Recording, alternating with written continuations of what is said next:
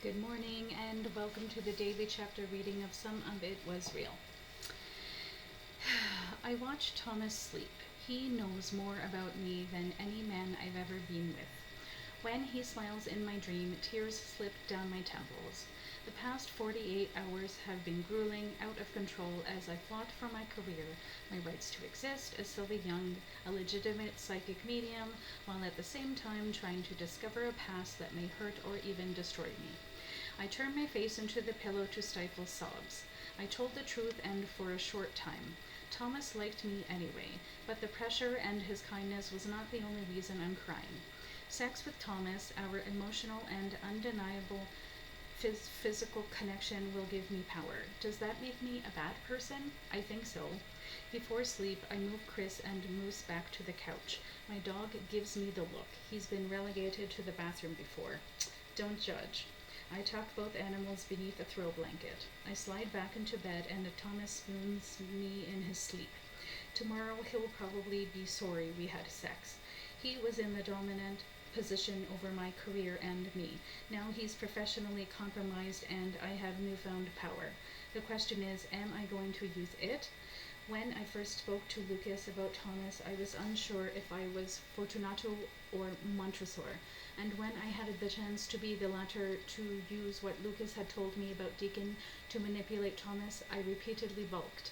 But don't I have the right to survive? A female praying mantis kills and eats her mate so she can use his energy to produce more eggs and provide for her offspring. Shark embryos cannibalize litter mates in the womb to ensure their nutrients. Male hummingbirds use sharp bills to stab each other in order to secure a mate. Meerkat mothers kill the offspring of other females to maintain their dominance. Every organism on Earth does what's necessary to survive. I dig deep for resolve. If need be, I will too. Moose notices my hand at 6 a.m. He needs to go outside. Quietly, I dress and head down the elevator. It's dark, cold, and the air has the chemical stink of rain on asphalt. I forgot my coat and shiver. Moose takes pity on me and quickly does his business. In the elevator, he gives me side eye. We all have needs, I tell him. Remember that cute labradoodle at the dog park? You were twice her size. And what I say when we had to leave because you wouldn't stop humping her. Moose looks away. I said, way to go, buddy. She was hot. I pause at the door, key card in hand. What if Thomas isn't sorry? I quietly ask Moose. He lifts a paw in the air. I didn't think you liked him, but I'll take that as a high five. Thomas is already in the shower. He's locked the door. When he comes out in a towel, he doesn't look directly at me. I didn't expect a relationship, but detachment from a man I was truly intimate with makes my insides wilt. I won't be long, I say, then grab a change of clothes and my coat and close the bathroom door. In the shower, I run my hands over the body he kissed just a few hours ago and soak the soreness between my legs. In the moment, sex with Thomas felt more like more than one night stand. I shouldn't have kissed him or let him see that moment of total vulnerability when it came. If I hadn't done that, this would hardly rate more than a slight emotional sting. Focus. If I take too long of a shower, Thomas might become suspicious that I'm up to something. He'd be right. I crouch in the corner, my back to the spray. I'm done in a few minutes, then turn the shower off and quickly towel dry. By the time I'm dressed in a clean pair of jeans and a black cashmere sweater, breakfast has arrived: scrambled eggs, bacon, fruit, and coffee. Is that a message that we are back to being adversaries? We focus on our food, forks and knives clattering, coffee is poured, sipped. When we reach for jam at the same time, we both recoil. Moose watches from the couch. The invisible bubble over his head reads, duh. Should we talk about it? I tentatively ask. Thomas finally meets my eyes. Politely he says, yes, I'm sorry, I shouldn't have. The power dynamic. It was just sex. I take a bite of eggs, swallow without tasting them. ODHS opens at 8. Thomas pops a Prilosec out of its pack and hands it to me. Still trying to make me well before popping me in the oven? He doesn't laugh. I wash it down with cool water that does nothing to quell the increasing heat in my gut. Thomas pushes his chair back and stands. I need to feed Chris, give her the meds.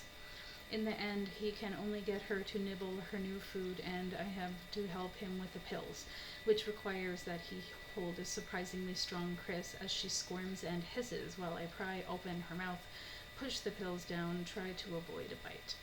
I'm not sure who is more upset by the process, Thomas or his cat. Moose doesn't seem pleased either. Well, grow up, everyone. This is reality. Shall we? I ask and grab my coat. Thomas makes sure Chris is comfortable, and we hang a do not disturb sign on the door so the maid doesn't have a heart attack when she sees Moose. In the elevator, only inches separate us, but we're miles apart. Outside, it's spitting rain, and steel gray clouds press down on the city. By the time we reach ODHS, the thighs on my jeans and my hair are damp. Clementine is at the front desk, this time in an electric blue blouse and black pants. Ms. Young, back so soon? Clementine asks. Thomas says, we'd like the names of families who fostered Sylvie from 2000 to 2002. Greeks dissolved. Clementine adjusts one of her chunky gold hoops. Her entire ear is pierced top to bottom, each hole filled with a colorful gem. If that information wasn't in Ms. Young's file, I'm not sure where to find it. He pushes. Could you ask the current caseworkers if they recall families who fostered back then? We're happy to sort through the names, call them ourselves. Clementine takes a swallow of coffee, the rim of the mug stained with crescents of lipstick. Yeesh. 20 years ago, my guess, those families have come and gone.